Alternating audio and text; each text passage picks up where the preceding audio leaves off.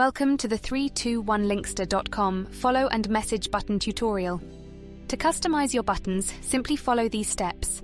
Go to your Edit Profile menu, scroll down and locate the Follow and Message button link. Click on it to access the settings for your buttons. In this section, you can control the visibility of both the Follow and Message buttons on your profile.